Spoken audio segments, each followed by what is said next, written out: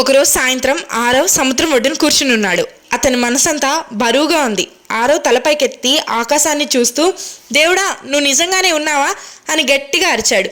నేను ఇక్కడే ఉన్నాను నాయనా, ఎందుకు అడుగుతున్నావు అంటూ ఒక మృదువైన స్వరం ఆకాశం నుండి ప్రతిధ్వనించింది. ఆరవ్ భయంతో చుట్టూ చూశాడు.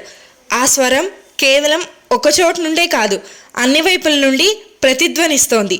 ఆరవ్కి ఏమీ అర్థం కాలేదు. కానీ ఆరవ్ మళ్ళీ ఆకాశం వైపు చూస్తూ, నువ్వు నిజంగా ఉంటే మా పరిస్థితి ఎందుకు మారటం లేదు? నాన్న రోజంతా ఎంత కష్టపడుతున్నా మేమింకా పేదరికంలోనే ఉన్నాము. మా కష్టాలు ఎప్పుడు తీరుతాయి? అమ్మ ఆరోగ్యం రోజురోజుకి ఇంకా క్షీణిస్తూనే ఉంది. ఎప్పటికి మెరుగుపడుతుంది? నిన్ను రోజు ప్రార్థిస్తూనే ఉన్నాను, కానీ ఏమీ మారడం లేదు అని అన్నాడు ఆరవ్. కొంతసేపు నిశ్శబ్దం తర్వాత ఆ స్వరం మెల్లగా మాట్లాడింది. చూడు నాయనా, నేను ఎల్లప్పుడూ మీతోనే ఉన్నాను. మీ నాన్నకి కష్టపడే శక్తిని ఇచ్చాను.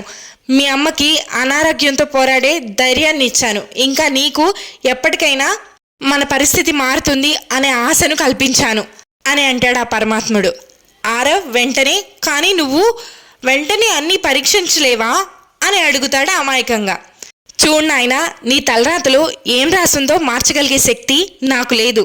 కానీ దాన్ని ఎదుర్కొని నిలబడ్డానికి నీ ప్రతి అడుగులోనూ నేను తోడుంటాను అని ఆరవ్తో చెప్తాడు ఆ పరమాత్ముడు.